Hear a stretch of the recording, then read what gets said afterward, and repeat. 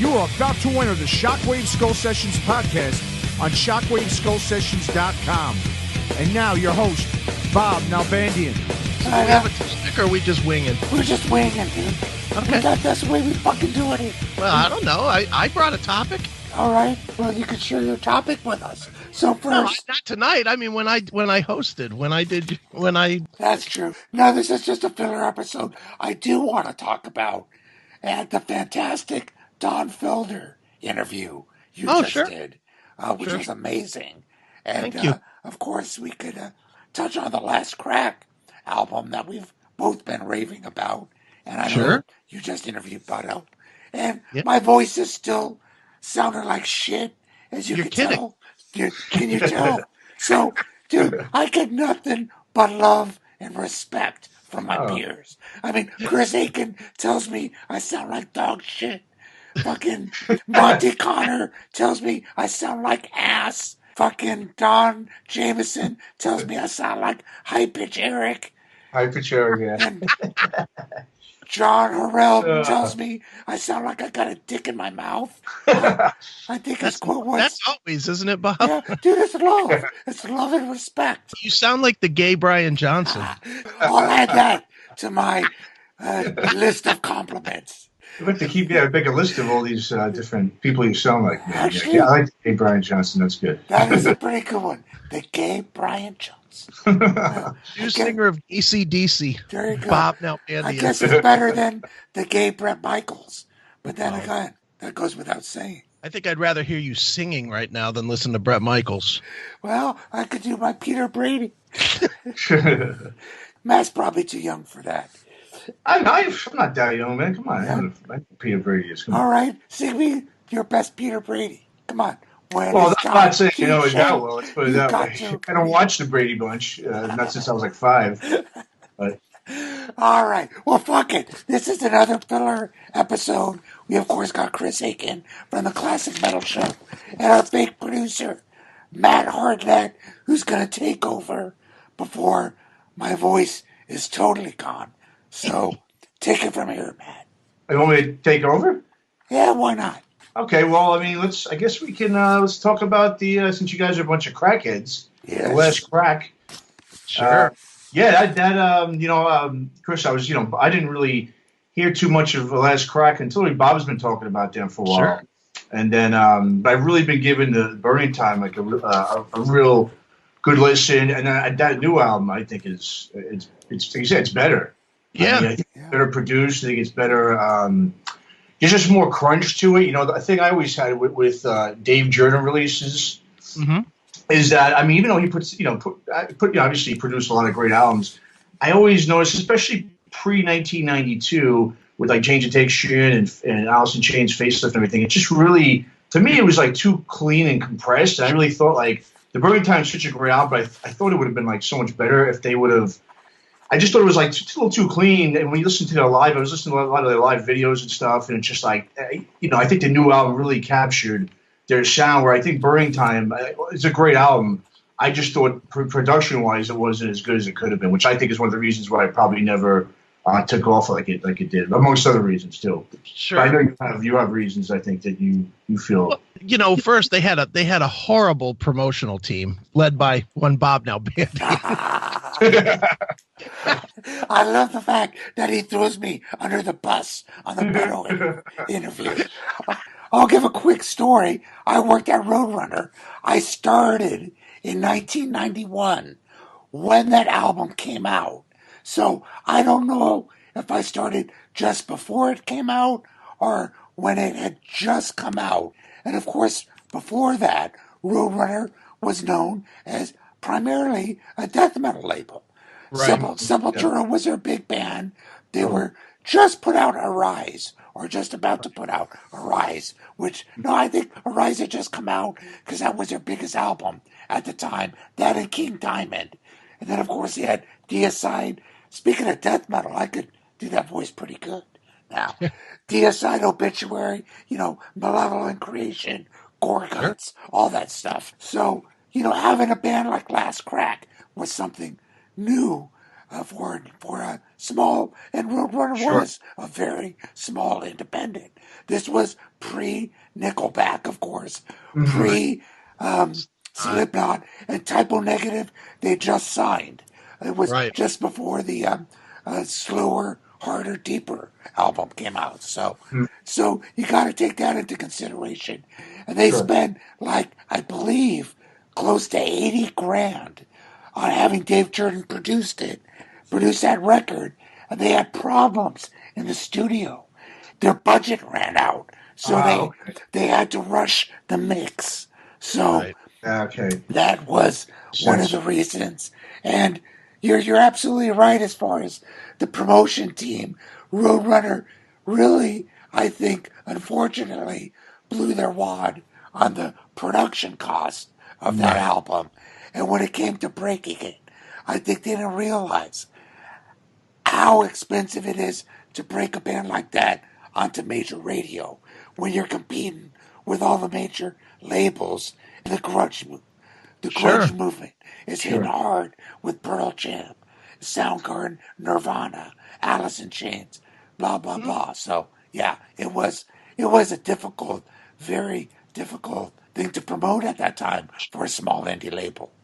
Yeah, and I was listening to the interview Chris did with Butto there, and like they said, when they toured with Armored Saint and Wrathchild America, I mean, probably not the most ideal tour. I think when you're for that album, especially, I think I'm just comparing them, say, to like another progressive type of metal band like a Dream Theater. Well, Dream Theater had, I think, also a lot of traditional classic metal elements to, obviously their sound. Where I think really Last Crack, I mean, that album, the Burning Time is it's straight up really alternative, metal.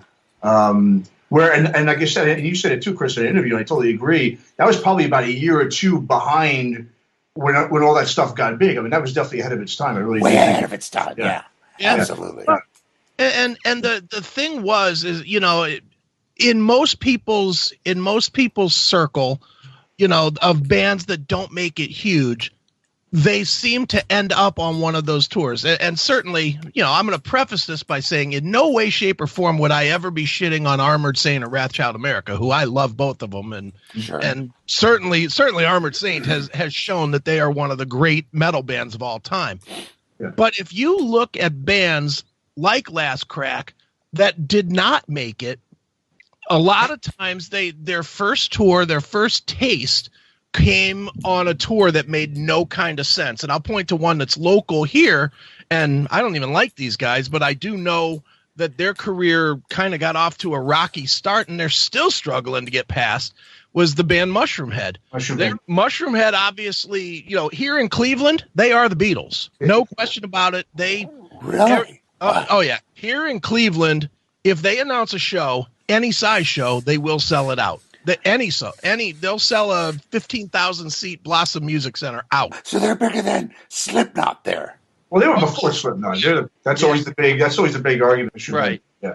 But their first national tour, when Universal basically stole them from Eclipse Record, and that's a whole story all by itself if you want to hear that, because I was involved in some ugliness there. But when they got stolen by Universal, they got popped onto the first tour that they went on was with Wasp, and talk about a tour that really made no sense. I mean, they were kind of like a second string Faith No More, and they're opening for Wasp. That's just not a like fan base. Oh. And what ends up happening is you go out and you tour for a year, and you get that fan base, telling all their friends, oh, we saw this fucking terrible band, Mushroomhead, or we saw this awful band, Last Crack. And, the musicians probably all love each other because they see something new and fresh and different in front of them. But the audience doesn't want that. The audience, if the audience is seeing Metal or Wasp, they want to see Metal Church in front of them. They want to see, something that matches. And in that time period when Last Crack came out, when Burning Time came out, as amazing as the record was, an Armored Saint tour just made no sense. And, and that being said, there were bands that were able to break through that. The band I'll point to, Alice in Chains, was out at the exact same time. Mm-hmm. And they toured on a tour that made no sense for them, because I saw it, that Clash of the Titans. Sure. You know, and I mean, what was that? Slayer, Anthrax, Megadeth, and Alice in Chains. Yeah. And Alice in Chains didn't fit on that at all. But Alice in Chains, you know, to their credit, I think the talent level and the songs that they had were the kind of songs that transcended almost a style. They were so revolutionary in what they were doing that it just kind of pushed them past it. But for the average band, Last Crack, and I certainly, you know, I'm the biggest seller of Last Crack that there is. I just don't think they had enough of all of the pieces to overcome a start where the first taste a lot of people got of them would have been negative. Yeah. Well, I'll tell you the story without getting too deep into the whole business side of Roadrunner and what was going on then.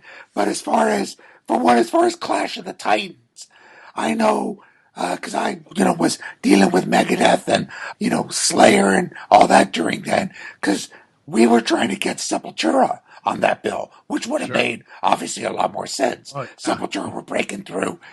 Those three bands did not want a fourth thrash band.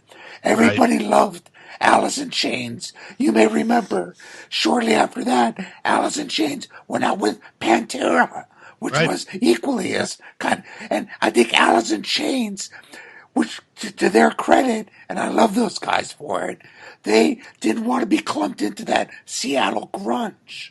Right. Mm-hmm. So they wanted to, and they were very metal in their attitude. I know Jerry Cantrell was very metal, and all the metal bands loved Alice in Chains. So they wanted Alice in Chains on Clash of the Titans for a little diversity, which I understand. And, it ended up working out for them. Obviously, that tour, at first people booed them, but then once they started getting radio play and people were familiar with them, I think it brought new people to the Clash of the Titans tour, because Man in the Box was starting to break halfway through that tour. So it ended up working out on the second half of the tour.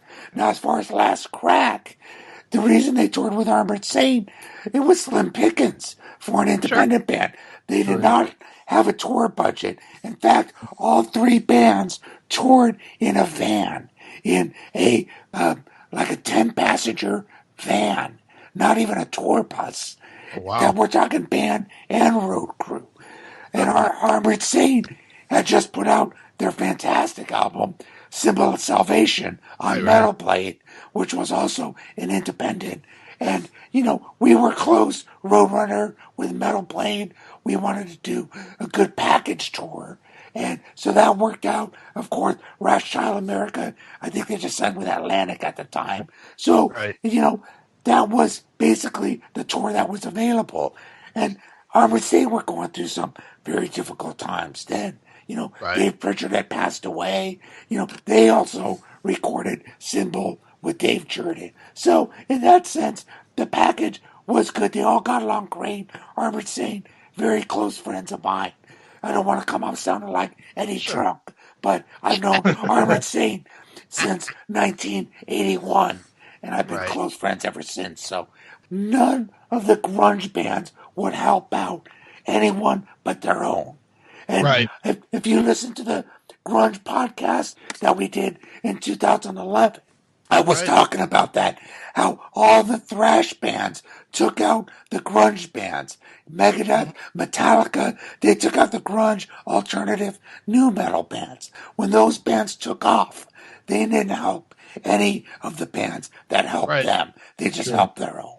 And that was their whole thing. So for Last Crack, they got no love from the grunge, so to speak, or even alternative community, because they were like this band from Wisconsin on a small death metal label at the time, and who unfortunately no one took seriously.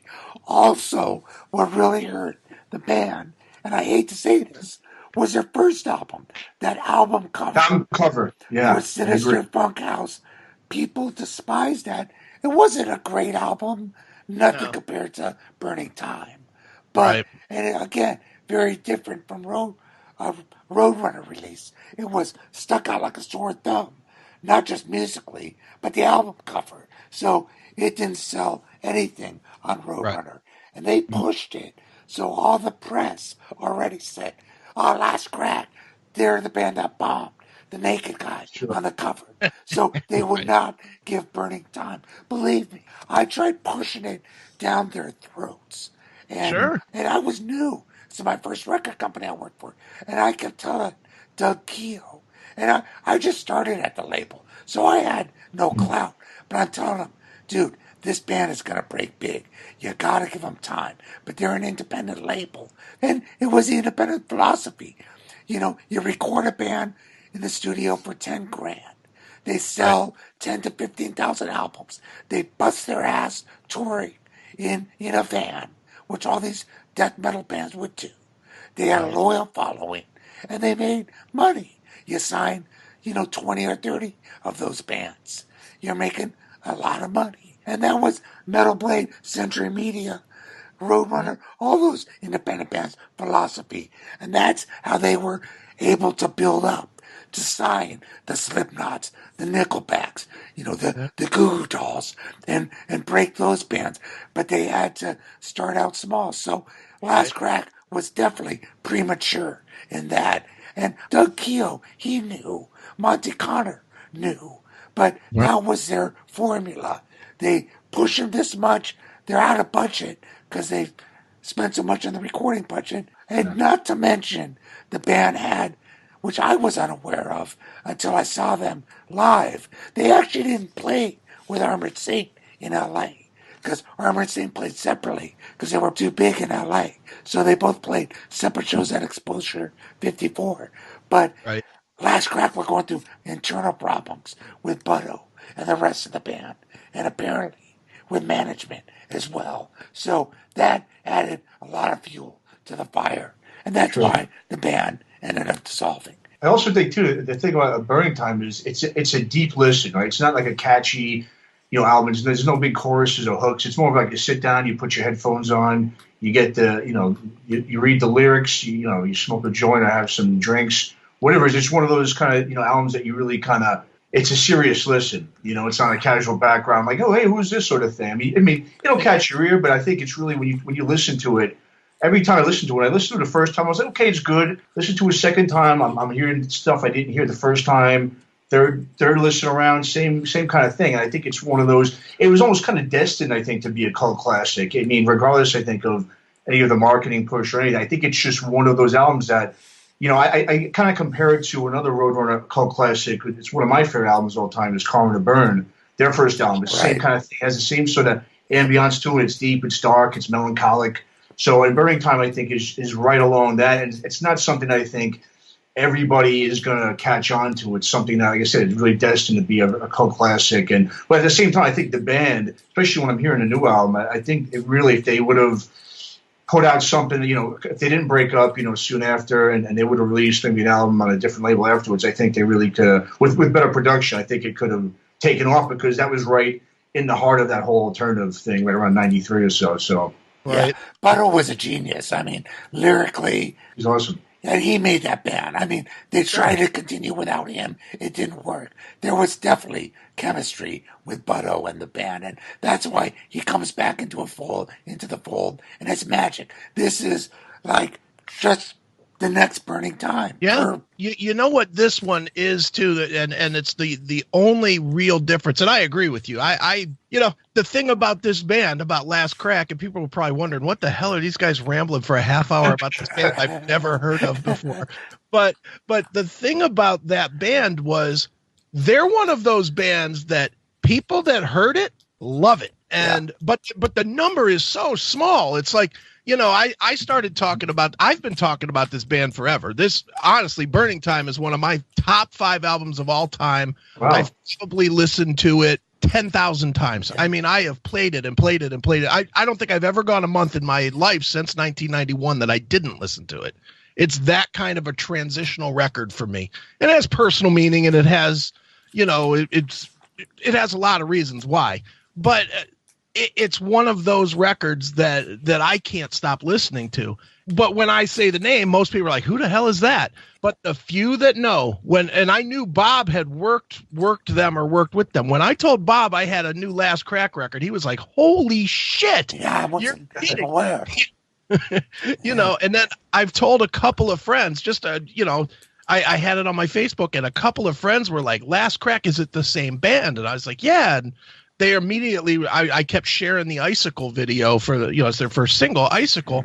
And everyone was like, this is fucking amazing. I got to have this. When is it out? How do I get it? You know, it's one of those things that it really, it's beyond a cult classic, because a cult classic at least has a big number of people, you know, that sort of follow it. This is like a tiny cult classic. Yeah. This new record, getting back to where I was going, the reason I think this new record is A, better, and B, has a better chance now is the songs. There are definite singles on this record. It is like Burning Time. It is a sit down and listen to it from start to finish type of a record.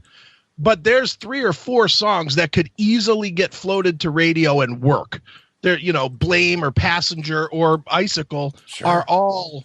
Those are all songs that can stand independent of the entire record, and that's something Golden Age too. I think is awesome. Which one? Golden Age. Oh yeah. I love that song.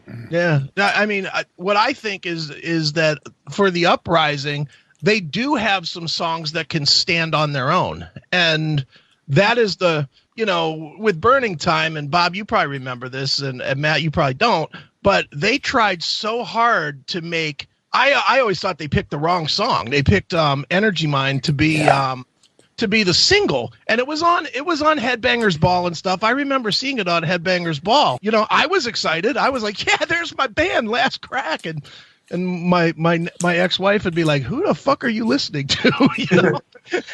But, you know, for me, I was excited about it, but I always thought it was the wrong song. I always thought that Burning Time, the title track, was a much more friendly song to be the single, because it had that hook to it. It had that kind of, you know, people could hum along to the Burning Time and the yeah. That was planned to be the second single, actually.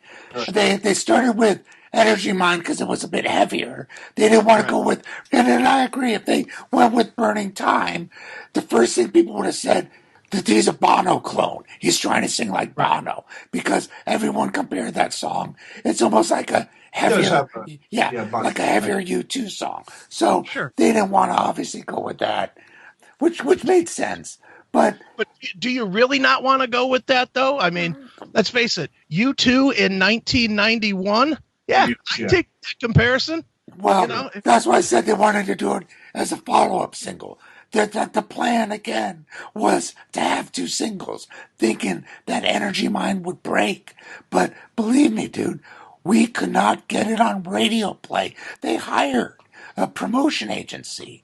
And even KNAC, who I knew, the program director, all those guys. And I think I said on the podcast, it's literally, when I talk to music directors, they automatically at first thought the band was from Seattle. I don't know if it's because of Dave Jordan connection. And I would correct them. I'd say, no, they're actually from Madison, Wisconsin. And right when I said that, they would lose interest. I thought they were a Seattle grunge band. And I'm like, what the fuck does that matter where the fuck they're from? Because at that time, they were so hopping on the grunge movement. I mean, I'll tell you, another Roadrunner band, but we're from Seattle. That's Grunt Truck. They ended up getting radio play on a lot of these same stations, because not only were they Seattle, but they fit the grunge mold. Last Crack didn't fit that so-called grunge mold. They were too different. And, you know, and if you're not a major label, to have that push, that financial push to major radio, that's what it took back then. You know, it's going to die. And that on Headbangers Ball, they wouldn't put it on rotation because they were convinced Energy Mine was about drugs. Right. It was like, we sent them the lyrics. No, read the lyrics. It has nothing to do with drugs. You know. So anyway, it was what it was. It's funny too. We were talking about respect for the band, and I don't know if I told you this story, Bob, or if I actually told it to Butto when I was doing the interview, but I actually learned of this band completely from a disrespectful scenario. Yeah, you told me that story. I'll tell it real quick here. Sure. I was in the military at the time. I was stationed at Fort Ord, right there in Central California, about 10 miles out of Monterey. And there was a little town right next to the base called Seaside. And in Seaside, there was a record store called Metal Mania. And it was run by this father and son, and they were just death metal guys. It couldn't be heavy enough for them. And that was at the time that Cannibal Corpse was breaking, and, Obituary was obviously a big band at the moment. And, all those classic death metal bands were either breaking or were out, but they were starting to rise up a little bit from the underground. I used to go, I was not a death metal head at the point. I love death metal now, but I mean, literally this store, these two guys converted me into death metal guy. I was the guy that was like going into their store so I could get the new LA Guns or the new Warrant or whatever. I was that guy. Well, I had no money because I was in the military. I was making, just shit money. I had no money. And I would go to Metal Mania. And the kid, the younger guy, who was a couple years older than me, he was always like, I'll tell you what, I'll give you all the promos that I get every week, but you have to hang out here and listen to death metal with me. Because he was convinced he was going to turn me into a death metal guy. No, you know what? He was convinced that he would get in your pants, and it worked. Hey, you can be convinced. You neglected to say that, Chris, but go ahead, continue. Hey, I'll tell you what. You know what? The price was right. You got last crack out of it. No pun intended. Get some sort of crack out of it, right? Dude, it literally was like that in that store. Wow. I would go in, and I think he just, he was running a death metal store in California. So it was never going to be one that was well trafficked, but I think he wanted someone to come and hang out with. So I would go and hang out in the store, and I would listen to whatever, and he would, here, check out Butchered at Birth or whatever, and check out some Hellhammer or whatever. He was constantly pushing different bands at me. But I would leave once a week with a stack of either cassettes or CDs. And at one point, the one CD he gave me one week was Last Crack, was the promo. And Bob, I don't know if it was like this for all of them, but the one that I had didn't even have art. It was just a CD in a blank jewel case. Yeah, they did that then. Yeah. And I took it and I put it in my car, and I was, driving back to the base, the 2 miles or whatever back to the base. And I was completely blown away. I was like, whoa, What is this? This is something else. And it was one of those times that, I got back to my house in 5 minutes, and I sat in my car for an hour just listening to, I didn't want to turn it off. I just kind of listened to it and like heard the whole thing. And from then on just was hooked. Couldn't stop listening to it. Still haven't stopped listening to it. Dude, listening to Wicked Sandbox, that goes right into Mini Toboggan. I'm like, after I heard those two songs, I go, this dude is a fucking genius. I mean, listening to the dynamics and how that changed, and it's like, holy shit, the melodies. It was like, this is something I've never heard before. I think it's interesting they put Mini Toboggan as the second song. Most of the times if you're listening to a band, it's usually the first 2 or 3 songs. When I first put the album on, I heard Mini Toboggan. I'm like, wow, it's a great song. I thought the song placement was a little odd for it. I think you put that maybe anywhere from 4th or 5th kind of song. Start off with 2 or 3 more hard hitters. I love that they put it second, though. Maybe as a music business person and I get marketing, just from experience I've had, that would be something like, maybe put that maybe 4th, just because it is I love the song. It's a great song. It's just the journey. It could, if you're a hard rock metalhead and you're listening to it, Wicked Sandbox is a great opener. Energy Mind's great. It's just Toboggan in the middle. It's like, most albums, they don't usually put more of the melodic, more of a, it's it's a little bit like down further usually from the start. You know what though? I have, and Bob, I don't know this to be true, and I'm guessing from my big experience of interviewing Butto one time and talking to him, I don't think he's the kind of guy that you tell what's going to happen with this music. I get the strongest feeling that he hears it the way he hears it, and that's how it's delivered. Absolutely. I certainly think that the way Burning Time is from 1 to 12 is exactly how he heard it in his head to be delivered. Yes. And again, that could have been, I don't know, like I said, I was totally unfamiliar with the band. And when I started there, that was when the album had just come out or was already out. So I'm just like going, this band's phenomenal. I knew nothing about them. I never met them. And that's why I said, they probably don't even remember or know me. But I pushed them like crazy, and I'm thinking, this band is going to be huge. But I could totally tell it was Butto's vision. And I think that is what caused a lot of friction between Butto and the rest of the band, because he's such a strong presence. And, when you have someone like that basically doing most of the songwriting, and I think basically the creative structure of the band, not just lyrics, but melodies and everything else. That guy was a visionary, and still is.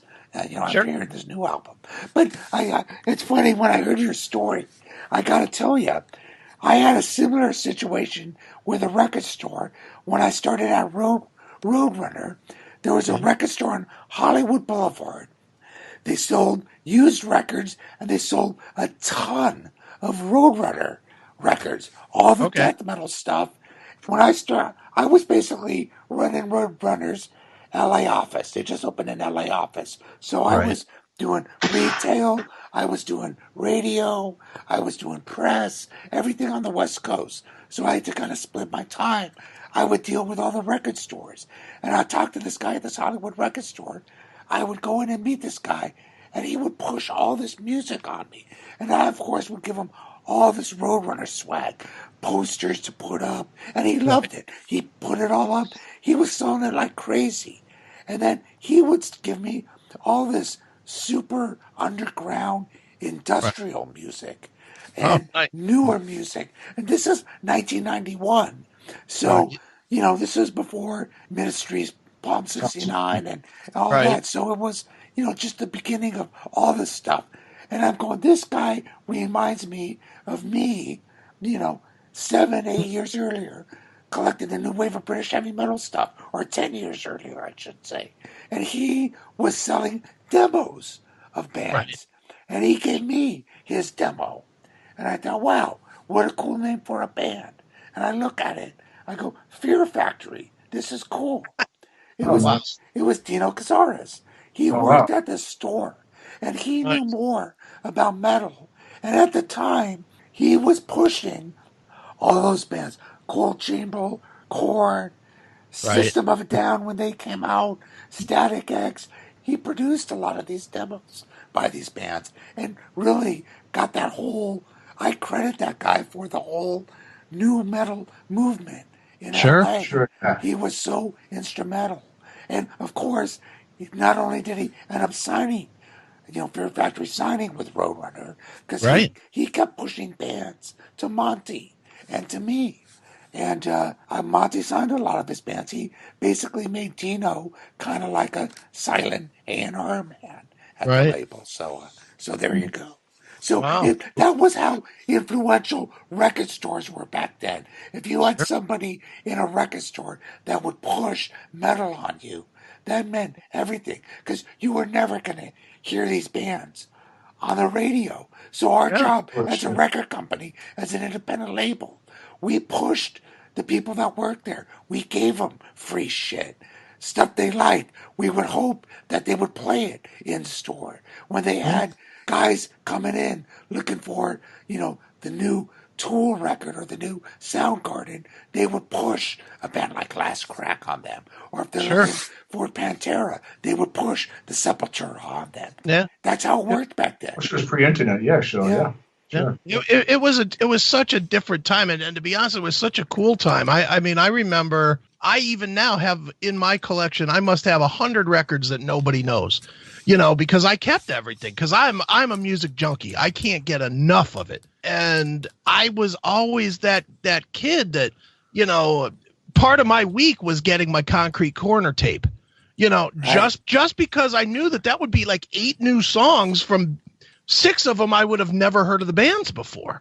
Mm-hmm. And it was like, all right, I'd listen to it. I'd like this or like that. And then the next week I'm looking for that Mesro release, or I'm looking for that, Love Hate, or whoever it was, at the time that was getting pushed on those records.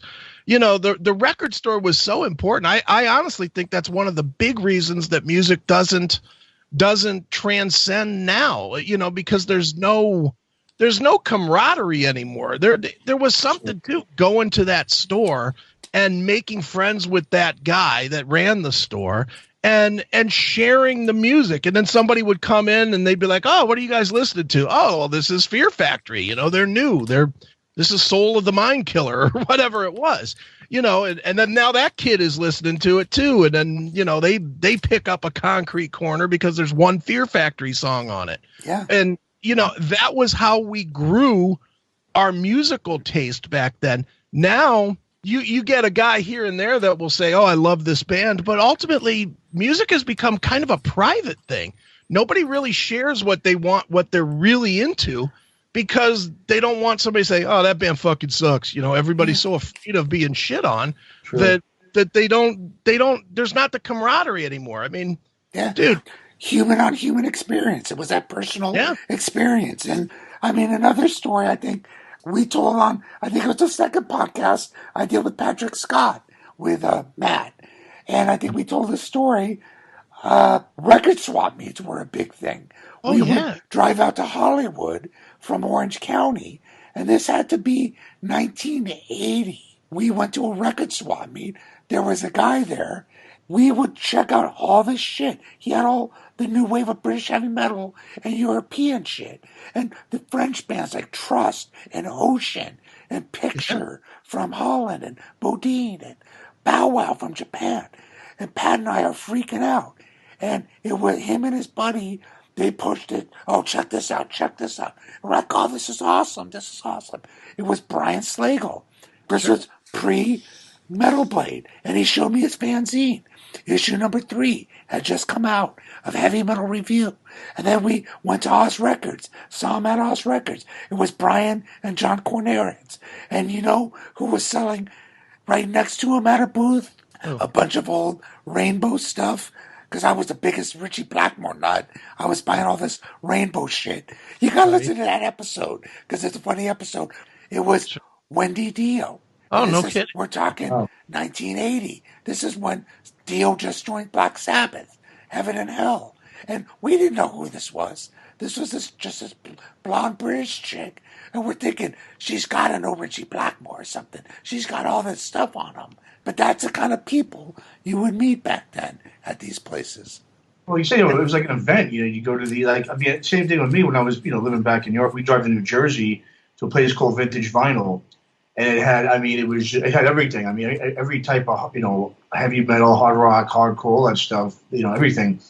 And I mean, and back then too, I didn't mind. I mean, I would drop $15+ on a CD of a band I didn't even know sometimes, right? I would just look at the cover and be like, I kind of like this. It looks cool. Looks like it's on, like, I would usually do it via, like, record label. If it was on Roadrunner, I would, of course, but I'm going to take a chance on Roadrunner. Why not? If it was on Century Media, I would do the same thing. Certain labels, I would just see that logo and go, okay, I'll give this a shot. What the hell? It's going to cost me $15, but that's what we spent our money on. That's what we saved up for. Right. And it was a big event. I mean, we just take a chance. And a lot of times, you get stuck with a shitty record. But sometimes you get a record and, you give it a couple spins, you actually start to like it. And, I mean, these days, like you said, there's just no value. There's not as much value on music to these kids as it was when we were growing up, where it really meant everything to us. It was everything. Yeah. And it's so weird because I don't know if you guys still do it, but I still do it. And Bob, I'll point to your movies as an absolute example, and you can share that I have contacted you offline about certain bands. Being here in the Midwest, I didn't know any of those bands. So I'm watching Bob's movies, the Inside Metal movies, and I have a notepad and I'm writing down band names. Same thing. It's funny. Same thing here. Yeah. Warrior or whatever. These are bands I did not know living in the Midwest, they never came out here, and they never had releases that were out here. And then I'm like looking them up, and I'm like, okay, well, nothing for sale here. Let me see if Bob has a copy, because even today I'm still learning good music, and I feel, I'm 50 years old, and I'm literally looking up right now. I have a book I have 7 books of DVDs. Every DVD has 47 albums on it. You can fit 47 albums on one DVD. Wow. And I have 7 books with 250 DVDs in each book sitting, and I still don't have enough. That just recently I found in my collection somewhere that I actually had all the MP3s to every edition of the Metal Massacre releases, all 14 editions of Metal Massacre. 14. And now there's 14 of them. And now I'm going through those. I'm listening to them while I'm working. And, anytime something catches me, I'm stopping myself and, write it down or I take a look to see if it's on Google Play or if it's available to buy or whatever, because I feel like even as a music junkie, I missed more than I got. Sure. And it's there's so much good music. One, there's quite a bit of it that's being released today that nobody's hearing because it's so cookie cutter. It's like, okay, here's 25 new releases this week, and we'll be back tomorrow with 25 more. Exactly. Yeah. It's almost impossible. There's a publicist that and I won't say who because they all sort of do it, but I'm one of my addictions right now is kind of like the stoner rock type stuff. I'm loving that kind of stuff. That's forte. I love it too. Yeah, I love it, and I think I love it because I never listened to it back in the day. Back in the day, I remember Caius, and that's it. I didn't know Orange Goblin. But see, Orange Goblin's a little more commercialized. I'm talking about the real desert rock type of stoner stuff. Well, there's a publicist that sends me probably 15 of those a week. The download things and I literally have a space on my hard drive that's just called stoner stuff to listen to. And it's got at least a gig of just albums, that I haven't been able to get to yet, and every one of them I listen to is better than the next one because I think in that genre, the big thing that made a lot of people not catch that stuff was that it had shit production forever. Yeah. And just now finally catching up to having good production to match those bands. There's just an abundance of music that is still out there and still being released. But, like we were saying, the value is so low on this stuff now that most people are missing it. There's too much shit coming out. I mean, I get so many downloads, from publicists a day. You just can't. I mean, there was a time where there wasn't enough metal in the mid to late 90s. There was nothing coming out. Now, everyone and their mother can record. And there's a lot of great stuff, but you just don't have the time and day to listen and download to everything. There's just no way. But listen, before we go further, we got to talk about the Don Felder interview you did. That's cool. Huh? Yeah, that's awesome. For one, how you scored an interview like that is pretty amazing. And for two, what a fucking great guy that guy is. I thought he would be like jaded, cut you short. It was like you almost had to cut him off. He kept going, very humble, and answered everything in much detail. And so many of these guys are so jaded. But go ahead, talk about that a bit there. I couldn't believe that I got the interview. I mean, anybody that has done this thing, if you're not on a commercial radio station, you kind of hit a plateau. There's a spot that like you either are on commercial radio and you can get these guys or you can't. And certainly the guy that wrote Hotel California and played on the #1 selling album of all time is pretty much you can't get to that guy. You need to be the LA Times or you need to be, Loudwire or something corporate. You can't. I couldn't believe that I got offered it. And it was one of those things that it's a publicist that I've been friends with for ever in a day. And I'll give her a plug, Amanda Kagan. She rules. She hits me up and she's like, do you think you could do 15 or 20 or a half hour with Don Felder in like 9 o'clock in the morning?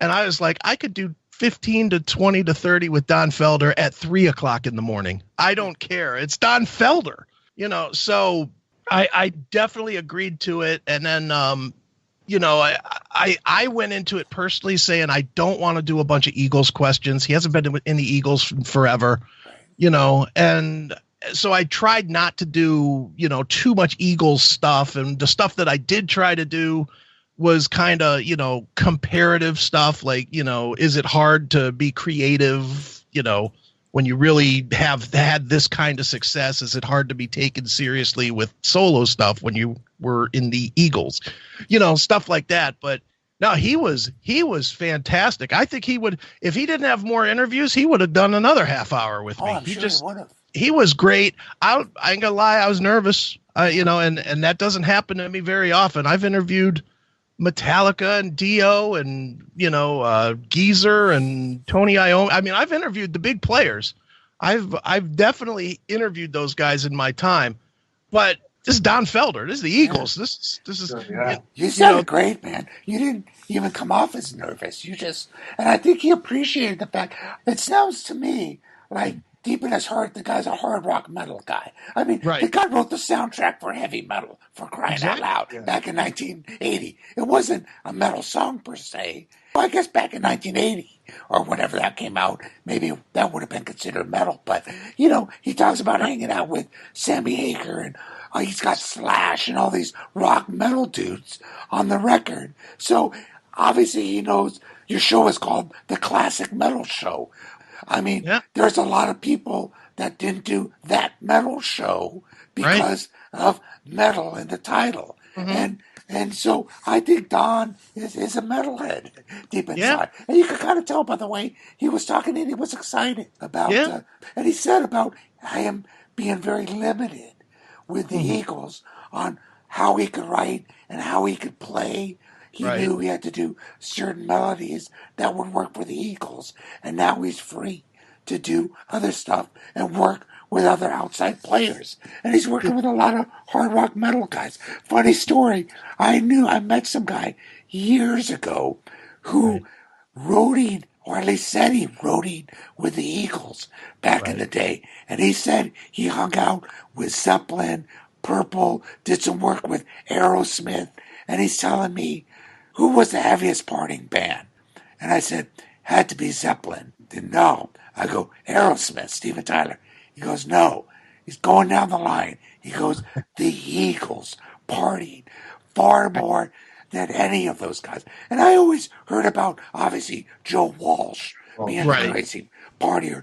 But he's saying not just drugs and cocaine. He says parties, women. He said that band had more naked women on their bus than any band. And I'm thinking, wow, even more than Zeppelin. So they were as rock and roll as you could get, even though they're singing songs like One of These Nights or Lion Eyes. You know, it's just pretty amazing. But anyway, fantastic interview.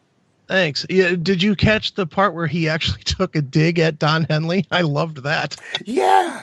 Tell the listeners what exactly he said there. He was talking in that part that you were talking about having the freedom. He said, I used to have to write all these songs for Don Henley and he was the singer and I knew he couldn't play anything complicated. Well, I think he kind of said he couldn't play drums and sing at the same time. Which, took just a shot. That was I think it could have been backlash at him intentionally, but it came off kind of unintentional. Yeah, because I know playing drums and singing, you can't do anything super busy, or it's difficult. But I think it was kind of after listening to it again, I think it was maybe a backhanded. I think it was a shot. Yeah.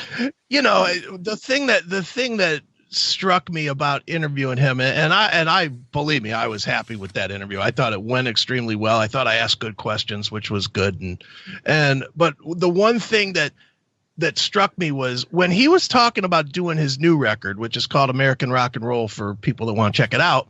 He's talking about, well, I jumped on a plane and I flew out to Richie Sambora's place, and then I flew over to Slash's place. And, he's telling all these stories about, well, I flew this guy in and I stayed here and I did this and I went to England to do this part. And, and I'm in my head, I'm doing the math. And I'm like, you really spent $200,000 to make a record that 2,000 people are going to hear. Well, I wanted to make a point about that, which I think is great. And this, even going back to Last Crack, how, Matt was saying about the production of this new album. It is supreme production. Sure. And the songwriting is fucking brilliant. You don't see that in this day and age, especially from a smaller band that doesn't have the finances to do that kind of stuff. Right. So many bands have become lazy. They just do what the audience would expect, write 10 songs that they could just spit out there, put out a record because they know it's not going to sell, go out and tour. Now, of course, Don Felder, he's got the finances to do whatever the fuck he wants. But the cool thing about that, he enjoys creating. You could totally hear that. He doesn't give a fuck if it's going to sell 2 copies or 100 million. Right. He doesn't have to worry if it's 2 creating. copies. 100 million. Absolutely. But the point is, it will get his name out there. And what would he really have to be embarrassed about? He's on the #1 selling record of all. Exactly. He could put out just trash for the rest of his career. And he's still on the #1 seller, 38 million and counting. Yes. Yeah. You could add your 10 favorite bands together and they might not equal 38 million sales of one record. Even though it was a greatest hits record, it still was the #1 record. He still Michael Jackson. Yeah, he still wrote and played all those songs. Absolutely. And what was so important, and he brings this up right in the beginning of the interview, what he was doing, and again, it goes back to, I think artists like them want to do it on their own terms. They don't mind spending the money to travel all over to work with, Slash or Richie Sambora or Sammy Hagar, just to enjoy it and have fun in the studio, creating, which I think is so important, having that human, what I talked about earlier, that human experience, that bond of working together. So many bands send tapes through the mail. Just send it to me on the mail. I'll send my guitar lick over, send it over. And it sounds sterile as fuck. You can hear that. There's no working things out. Oh, wow, that riff sounds good. Why don't you add this in here? There's that. And that is what is missing nowadays. Obviously, he's got the finances where he can travel around and meet with these people and record. But it's on his terms. And what I love about him is he knows when not to be taken advantage of by the record industry. Right. And he talked about in the beginning, being in a meeting with ASCAP regarding equal rights for the songwriters, saying how songwriters are not getting paid. And this is something I know you and Neely talk about all the time on the Classic Metal Show. And this is where I kind of have my argument with you guys in the sense that, yes, I agree. Bands bitching about it. Ooh, I'm not making money. That's not going to do any good. That's what he is doing is taking it to Congress. Congress. Obviously, he's got a reputation. He's on the #1 album of all time. He's got money. He's Don fucking Felder. But you get a group of people, and musicians should be doing this. Yeah, one person from, an 80s metal band that might have had a platinum album back in 1986 won't mean shit. But if he gets 50, 60 people from that era to team up with him, build something, but just one guy bitching about it isn't going to do anything. What he needs to do is he needs to go across decades. He needs to get, whoever's alive from the Temptations and, somebody from, U2 maybe and Lady Gaga or Adele or somebody from now and Get people from all those different generations and if that big of a setup was to show up at Congress to speak on the floor, it would get attention. No question about it. They are being ripped off by these digital companies and sabotaged, in a sense, by the labels. Because, as Don Henley said, this happened back in 1941, and the law had never been changed. So the technology that advanced from 1941 till now, every other business has changed their model, has changed their laws to adequate to the changing of the times. Yeah, I agree with you. I agree with you to a point, Bob, but I agree with you on the old stuff. The old stuff, the older stuff, that has been just force-fed to the streaming community. I agree that they should go and argue that the rate is unfair. The contracts weren't written with the way the technology has been built in mind. That said, though, and I'll argue with you all day, even when your voice comes back. These artists that are releasing records now are signing contracts now. And they don't have a choice. Yes, you do have a choice. They do. They sell their records on tour. But that's their prerogative. A band like a Dokken can absolutely put a record out through his own website and sell 10,000 copies. No, they won't. Not 10,000. They'll sell the same as they will with Frontiers. No, they won't. They won't sell that many. They'll sell several hundred, and most of them they sell on the road. But the point is, whether they put the record out on their own, or they put it out on Frontiers, say they want to be a purist. I'm not going to go on Spotify. I'm not going to go on YouTube. I'm not going to have my music available for free. I'm going to sell it on the road. It's not going to happen. It's going to get on for free. Someone will put it out there. Dude, people are not downloading illegally anymore. They're just not. They'll download it through YouTube. The point is the labels are putting it on YouTube. No, everyone. Yes, they are. Everyone. No, I'm saying the labels are putting it on YouTube because if they don't, everyone else and their mother will put it out on YouTube. You go on any YouTube site and type up Beyonce or whatever. There is, yes, the official Beyonce through her record label, but there's millions of others.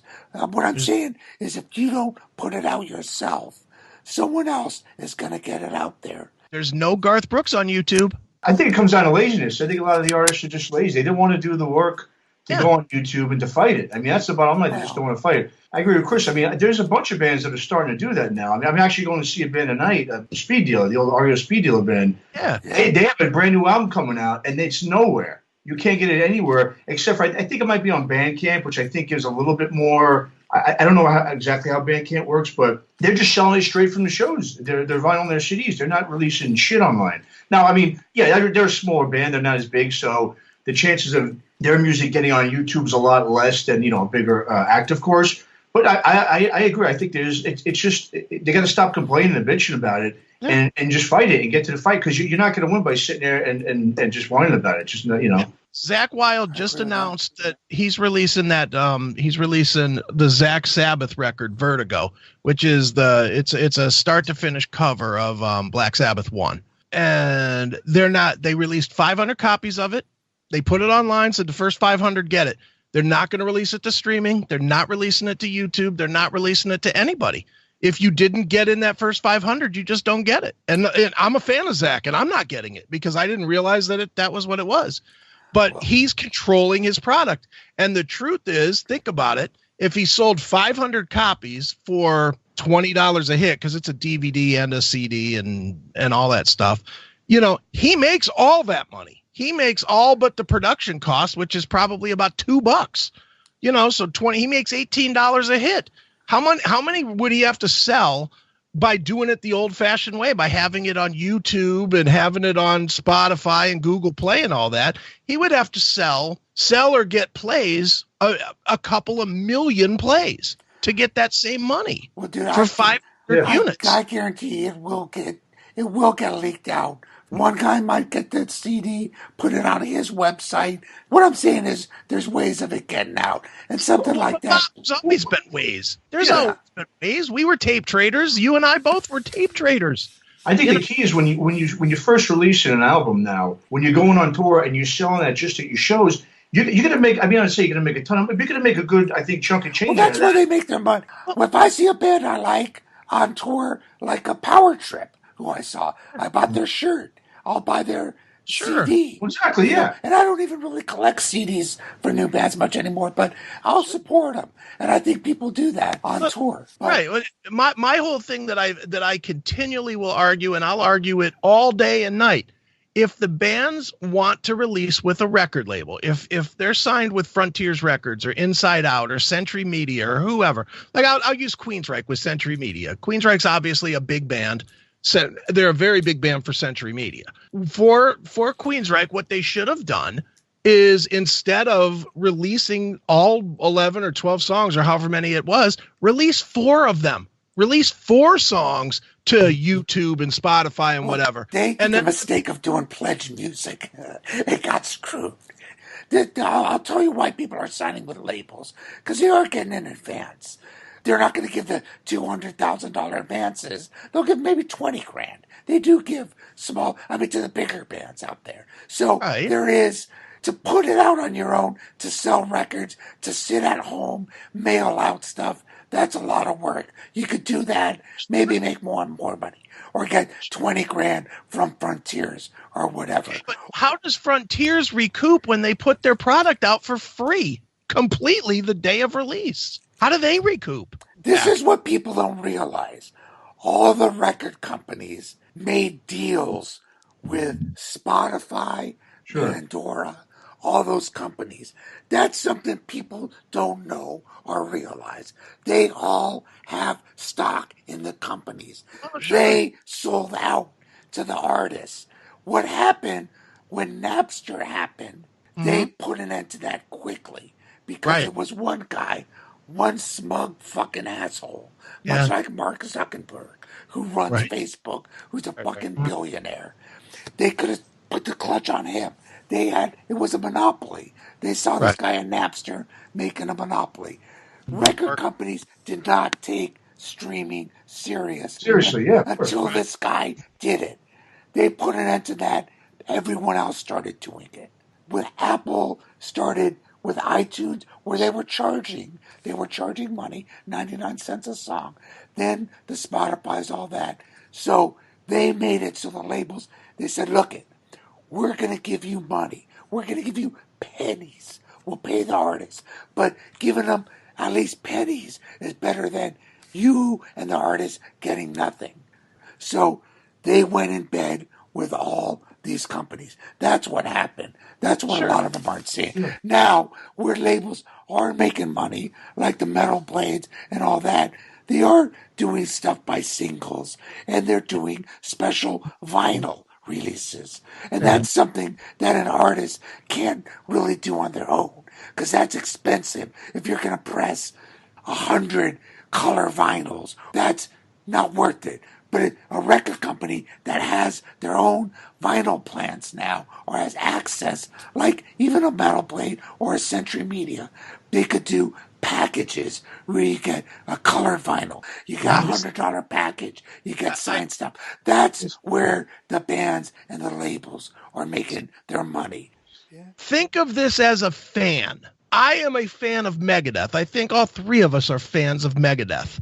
If Megadeth's new record that's coming in 2020 came out, and whatever label they decide to use to put it out on, put out 4 songs, just 4 songs.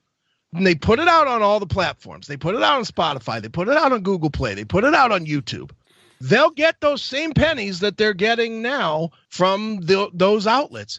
At the same time, anybody that is a fan of Megadeth will buy the record, the impulse buy of the immediate release, because they want to hear the other 7 songs, especially if the 4 are good. Well, a lot of bands are doing that. Tons of bands are doing that. That's what. They just got to think outside the box. The majority of bands are releasing singles now. All the bands coming out on Metal Blade are doing that. Whether it be Armored Saint, Lizzie Borden, that's the new model. But there are bands maybe like a Last Crack and a lot of bands that have conceptual albums that still have the old school mentality, which I agree with. I will still buy a record. I like listening to a whole record. And I think there's a lot of people out there, a lot of bands out there that want to stick to that model. Depends on your fan base. Yeah. You know, But bands are doing the single thing. But, again, my point, going back to what Don Felder is saying, I agree with you 100% that doing interviews, bitching about Spotify and all, YouTube, it's not going to help. It's not going to do anything. People are not going to feel sorry for you. If you want to make a difference, do something like Don Felder is doing. Yeah, you might not have that clout, but you get 200, 500, 1,000 other musicians together. Go to Congress. Other people do that. You could make a difference. And you know who made a difference? Who no one will give credit? And I don't want to get all political here.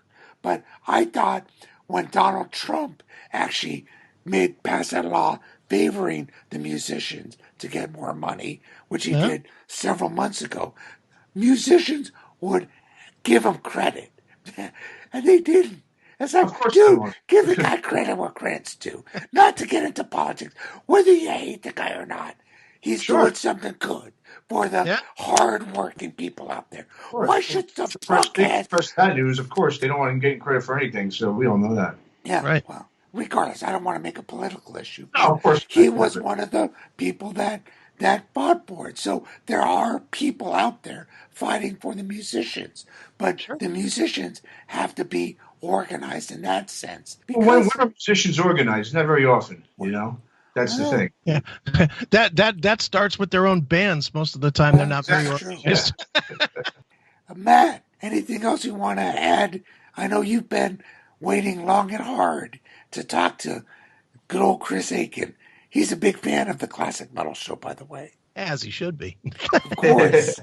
Of course. I mean, no, I was like I said, I was listening to the topic we were just talking about when I was listening to when you guys were talking about David Vincent from Morbid Angel. Yeah. And like I said, I was agreeing 100% with you on that whole thing. I kept catching myself going, exactly, because these guys just won't shut up bitching about it. You said it's changed for years. These guys still just think it's 1995. Right. The model is the same. But no, I just want to point out, I loved that that little thing you did with Neely on him, and sure. I also love the what do you call it? The Rods, the new song from the Rods. That was hilarious. I felt so bad bringing it to the show because I know I said it a couple of times on the show, but I like Carl Kennedy a lot. I mean, he's a nice guy. So is David, and so is David. Yeah. David Feinstein. He's a nice guy too. I mean, I've met both of them. I won't claim that I'm a big Rods fan per se. I mean, they're okay. I liked them back in '82 or whatever when they came out. But man, that song was brutal, wasn't it? It's brutal. Yeah, absolutely. The Rods are one of those bands. They'll do albums, and like every album has like 2 or 3, maybe 4 at most, killer cuts. First album, Nothing Going On in the City, Crank It Up. The title track, The Wild Dogs. The song Hurricane off In the Raw. Those are gems. But on every album, it's got those real ultra cheesy, simple kind of song. That song, that Party All Night. I mean, like you said, when the chorus, there was no. He needed some kind of a line in between. Just throw it up, just to switch it up. It was just straight, just same thing over and fucking over. Crazy. He did what? Didn't we count it off as like 20 times in a row that he said "Party All Night"? It was like 16 at the end there.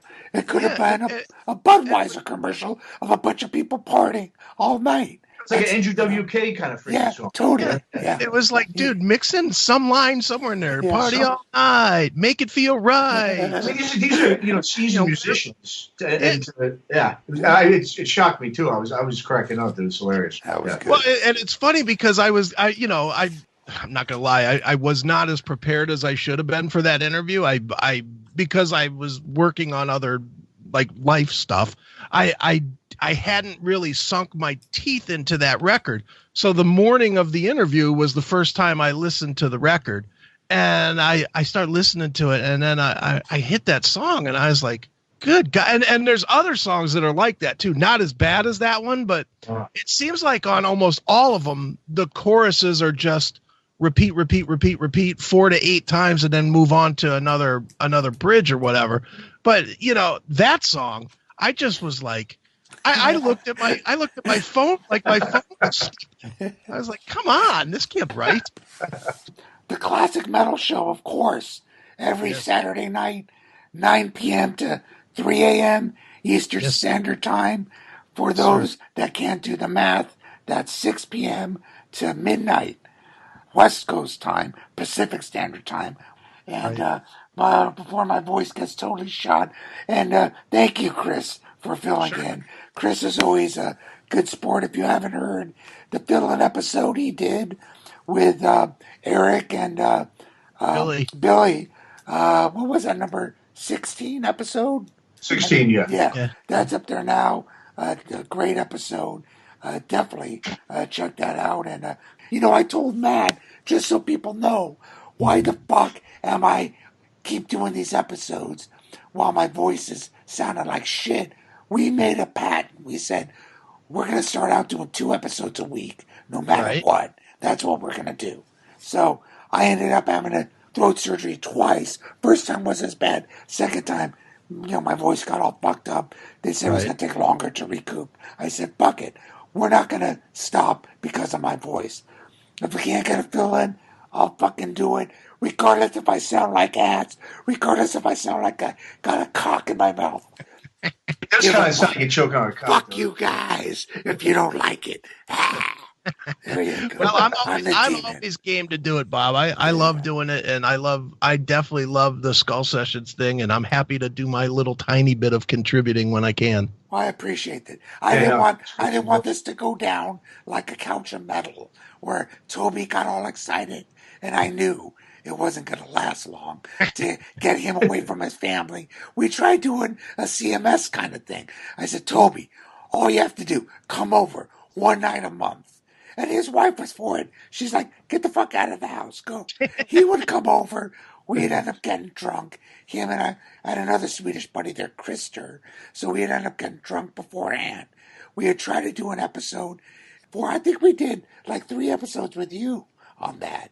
And then it lasted maybe 2 or 3 times he came over, and then it didn't happen. So I told Matt, let's keep it consistent.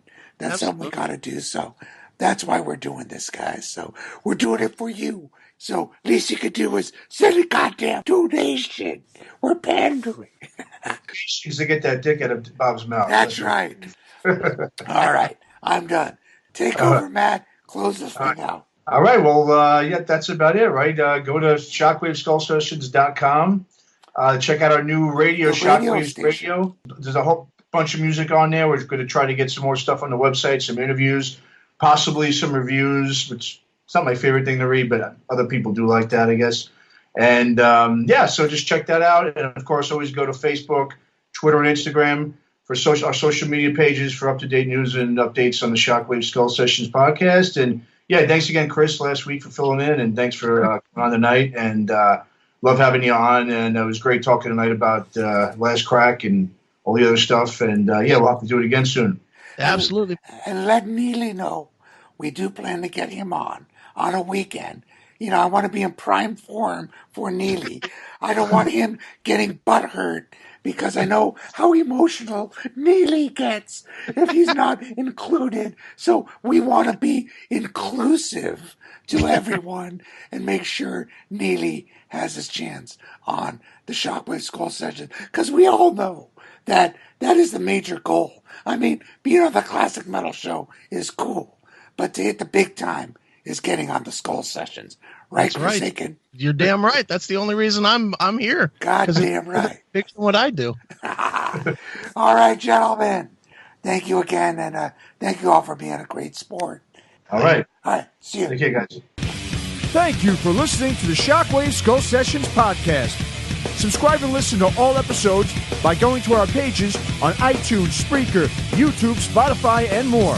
You can listen to all other episodes and access up-to-date information and news on the Shockwave Skull Sessions podcast by going to our website at www.shockwaveskullsessions.com. Email all comments, questions, and suggestions to shockwaveskullsessions@gmail.com.